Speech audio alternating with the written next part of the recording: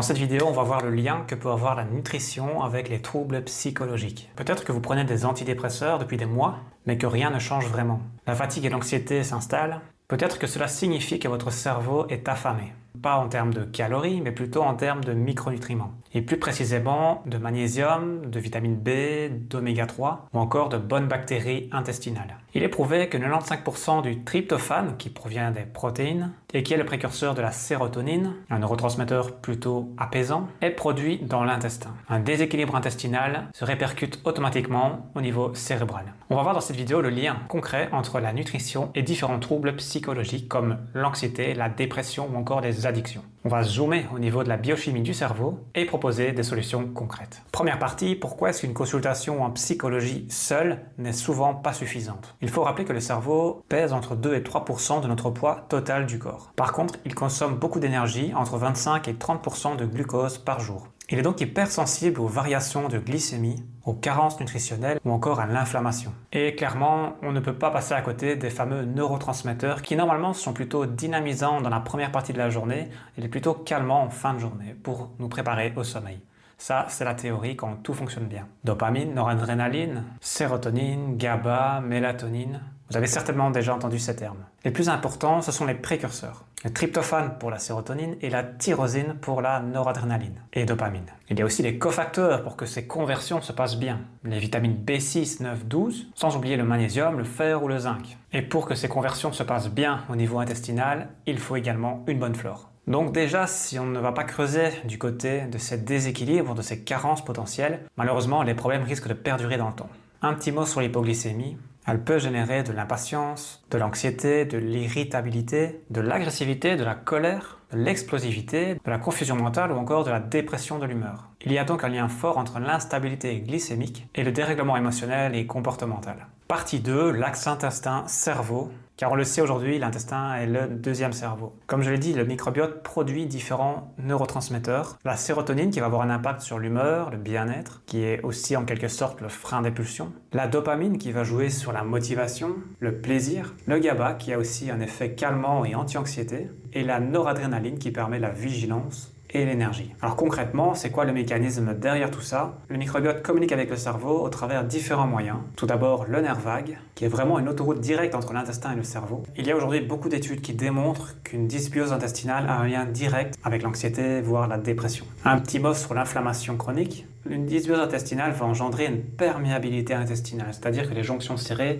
vont se desserrer et laisser passer des éléments mal digérés ou pas encore digérés dans le sang. Et là, ça va créer de l'inflammation, ça va créer une réaction immunitaire pour se défendre contre ces éléments qui ne sont pas reconnus. On y retrouve donc des LPS, des lipopolysaccharides qui se retrouvent dans le sang. Ce sont des molécules bactériennes pro-inflammatoires. Et le grand problème, c'est qu'elles franchissent la barrière hémato-encéphalique qui est censée protéger notre cerveau. On arrive donc à avoir une inflammation au niveau cérébral, ce qui est vraiment problématique. Et là, on va voir plusieurs problèmes. Une altération des productions de neurotransmetteurs, une destruction des connexions synaptiques et donc une dépression résistante au traitement classique. Et si on se penche un petit peu sur l'alimentation occidentale, la majorité du temps, celle-ci est déjà pro-inflammatoire. Avec une consommation excessive d'aliments transformés, de sucres raffinés, d'additifs, de graisses saturées transgéniques de mauvaise qualité, ainsi que des fritures. Tous ces éléments-là vont engendrer et entretenir une inflammation au niveau intestinal et automatiquement au niveau cérébral. Partie 3, les carences nutritionnelles. On commence avec le magnésium, qui heureusement est de plus en plus connu pour son utilité, mais il est toujours bon de le rappeler et d'expliquer pourquoi. C'est vraiment un catalyseur d'énergie cérébrale. Il est cofacteur de plus de 300 réactions biochimiques. Et bien entendu, il a un rôle important dans les mitochondries, ces petites centrales énergétiques que nous avons dans toutes nos cellules qui nous permettent de brûler des calories pour faire de l'énergie. C'est donc un processus vital. Le magnésium a des rôles anti-anxiété en jouant sur les récepteurs NMDA. Il va même aider à réguler le cortisol qui est l'hormone du stress. Le magnésium est une carence très fréquente, on est environ à 90% de la population et même lorsqu'on mange sainement, on n'a généralement pas les apports nécessaires. Donc une complémentation est généralement recommandée pour répondre aux besoins, et ces besoins varient au jour le jour selon notre exposition au stress, à la pollution ou encore au sport. Dès qu'il y a un stress, il y a une fuite urinaire du magnésium. C'est pour ça qu'il faut ramener tous les jours et idéalement plusieurs fois par jour. Le manque de magnésium ne se détecte pas vraiment via des bilans sanguins, mais plutôt au niveau des ressentis, des symptômes, comme le fait d'avoir de l'anxiété, de l'irritabilité, de l'insomnie, une fatigue intense ou encore un état dépressif. On peut aussi se fier à la paupière qui tremble ou à des problèmes de tendinite. En plus du magnésium, on a les vitamines B. Elles ont vraiment un rôle indispensable au niveau de la production d'énergie et de neurotransmetteurs. Par exemple, la B6 permet la synthèse de sérotonine, dopamine et GABA. La B12 permet entre autres la protection des nerfs. Mais le plus important, c'est d'avoir la B6, B9, B12 régulièrement, car elle participe à la méthylation. C'est un phénomène hyper important pour que tout se passe bien au niveau cellulaire. Sans rentrer dans les détails, la méthylation est hyper importante pour plusieurs choses. La régulation de l'expression des gènes, la détoxification ou encore la production de diverses molécules essentielles. Dans plus de 50% des cas de troubles psychiatriques, il y a des carences en ces vitamines. A noter que sur un bilan sanguin, lorsque l'homocystéine est trop élevée, cela peut également être un signe qu'il manque des vitamines B.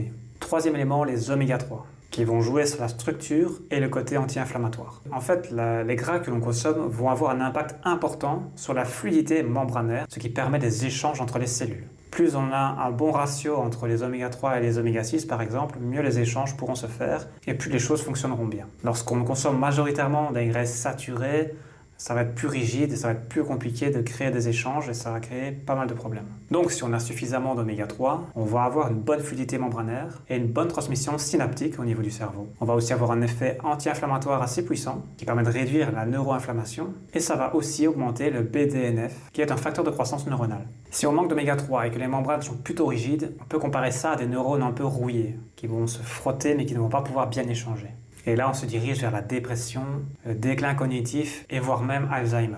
Ensuite vient le zinc, qui est vraiment un cofacteur essentiel et que l'on retrouve dans plein de productions. Il intervient dans la synthèse des neurotransmetteurs, mais pas que, c'est vraiment un assembleur. Le zinc permet vraiment de récolter tous les acides aminés que l'on consomme de nos protéines pour les recombiner en forme de protéines spécifiques pour répondre aux besoins du corps, que ce soit pour faire des anticorps, des récepteurs, ou des neurotransmetteurs par exemple. Il a aussi des rôles neuroprotecteurs. Il va aussi permettre de moduler le récepteur NMDA qui lui doit être équilibré. Il est essentiel pour la mémoire, l'apprentissage, mais ne doit pas mener à une neuroexcitation. Donc le zinc et le magnésium permettent de calmer ça pour garder un équilibre. Ensuite on a le fer qui est très important dans la production de neurotransmetteurs comme la dopamine ou la noradrénaline. Et il y a clairement un lien entre une carence de fer et un impact psychologique. Et on termine cette partie 3 avec la vitamine D, qui est connue pour aussi réguler l'humeur et avoir un côté de neuroprotection également. J'ai pu constater moi-même que lorsque j'ai commencé à prendre de la vitamine D il y a quelques années maintenant, eh bien mon humeur était beaucoup plus positive malgré l'hiver, malgré la grisaille.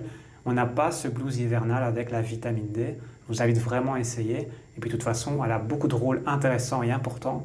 Il est vraiment nécessaire de se complémenter en automne-hiver minimum pour la plupart des cas. Partie 4, l'alimentation pro-inflammatoire qui détruit le cerveau. Quand on parle de pro-inflammation, on ne sait pas toujours d'où ça vient. Bien, voici quelques exemples. On a le sucre raffiné qui génère des pics de glycémie, de l'inflammation et ensuite une dysbiose intestinale. On a les mauvaises graisses, trop cuites, trop transformées, qui sont directement pro-inflammatoires et qui vont se stocker et qui vont générer du surpoids. On a bien entendu tous les additifs qui sont des perturbateurs au niveau du microbiote. Et au niveau des aliments ultra transformés, on n'a pas de fibres, on n'a pas de vitamines. Et tout ça, évidemment, ne nourrit pas notre microbiote, bien au contraire. Il y a donc un cercle vicieux. Lorsqu'on est stressé de manière chronique, on a une élévation du cortisol qui va favoriser une dysbiose intestinale, ce qui va augmenter l'inflammation chronique, ce qui va augmenter l'état de dépression, ce qui va alimenter le stress chronique. Donc on se retrouve bloqué dans cette boucle et on ne sait pas par quoi commencer et on ne sait pas quoi faire pour en sortir. Partie 5, l'importance d'une approche pluridisciplinaire. Ça fait longtemps que j'ai à cœur de collaborer avec un cabinet qui partage plusieurs disciplines pour favoriser justement une prise en charge complète. L'analyse alimentaire seule ne va pas suffire pour réussir à s'en sortir. Il va aussi falloir une analyse psychologique. C'est vraiment l'addition de ces deux approches qui fera la différence sur le long terme. Alors si vous souhaitez nous rendre visite, n'hésitez pas à prendre rendez-vous, je vous mets le lien en description. À bientôt.